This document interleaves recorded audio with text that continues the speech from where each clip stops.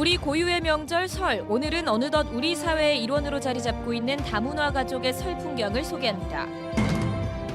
대구시가 물산업 육성을 위해 기술 개발에서 검증까지 전 과정을 지원해서 관련 기업들을 키우기로 했습니다.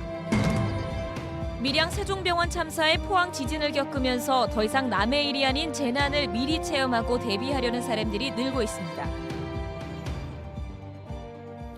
시청자 여러분 안녕하십니까? 계속해서 대구 경북 소식입니다.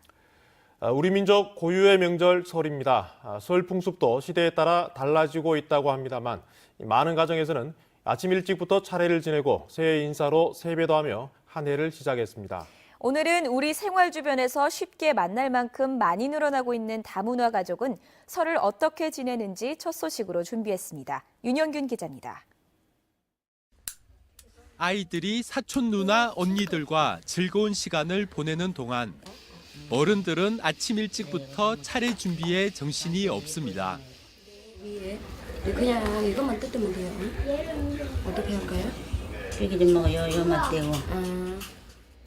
전날부터 정성스레 준비한 전과 생선, 고기와 나물. 어느새 차례상은 풍성함으로 가득 찹니다. 처음에 많이 힘들었는데 이제 살다 보니까 문화도 익숙해지고 또 가족들이 이렇게 칭찬해 주기 때문에 괜찮습니다. 잘해요. 애기도 잘 보고 뭐 잘났고 확실히 애쓰고 해요. 내가 몸이 아빠가 많이 못 도와줘서 그렇지. 잘해요. 새해 복 많이 받으세요. 새해는 모두 건강하고 우리 가정에 다 행복하도록 바란다. 우리 연지 태에는 무릉무릉 잘 자라고. 받아라. 고맙습니다. 자, 태영이도 받고. 고맙습니다. 착해라. 2,000원짜리구만. 모처럼 한자리에 모인 가족들로 집안은 활기가 넘치지만 8년차 며느리는 고향 캄보디아 생각도 지울 수 없습니다. 기분이 더 좋지만 약간 슬프는 기분이 있습니다. 왜 여기랑 이런 모습을 생각해 보면은 내가 만약에 내 고향에 있을 때는 얼마 재밌을까 이렇게 생각하는데요. 대구의 다문화 가족은 6,900여 가구. 다른 가정들과 다르지 않게 반가움과 풍성함, 기대와 설렘으로 새해 첫날을 보냈습니다. MBC 뉴스 윤영균입니다. 최근 큰 화재나 지진이 자주 발생하면서 그만큼 불안감도 커지고 있습니다. 대구는 2003년 지하철 참사를 교훈 삼고 또 재난을 예방하기 위해 시민안전 테마파크를 만들었는데 요즘 부쩍 찾는 사람이 늘었다고 합니다. 양관희 기자입니다. 밀양 세종병원 참사, 그리고 포항을 뒤흔든 규모 4.6의 지진은 재난이 더 이상 남의 일만은 아니라는 점을 일깨워줬습니다. 시민들의 불안은 재난 대비 물품 구입으로 이어졌고 관련 매출은 지난해보다 70% 가까이 늘었습니다. 연일 계속되는 건조하고 추운 날씨로 화재 사고가 자주 발생하면서 소화기 등의 화재 대비 물품을 구매하는 고객들이 늘었습니다. 재난 대비 교육을 받으려는 사람도 늘었습니다.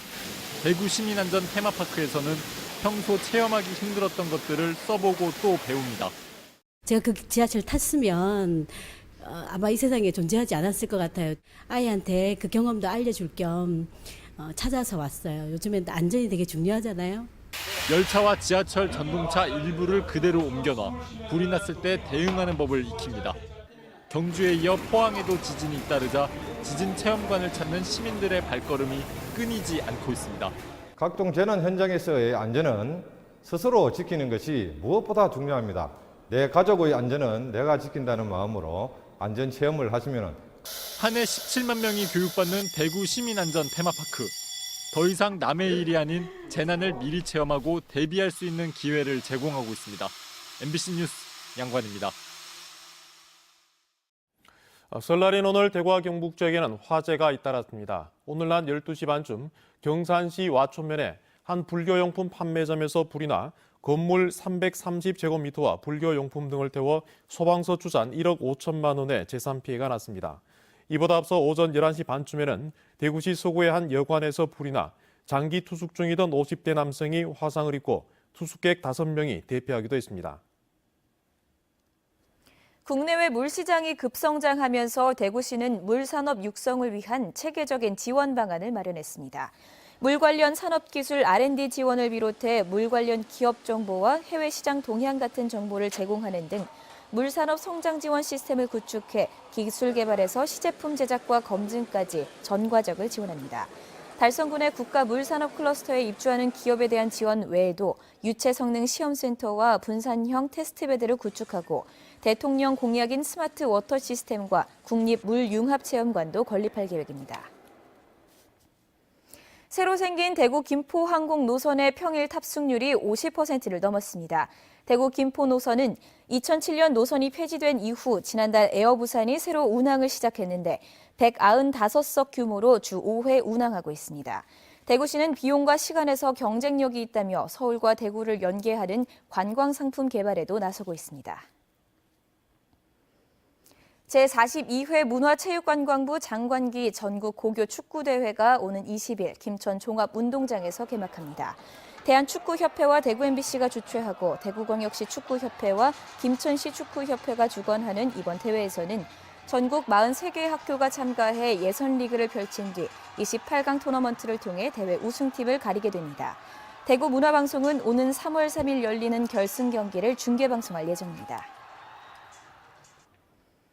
경상북도는 올해 전기자동차를 지난해보다 20% 이상 늘어난 600대로 확대 보급합니다.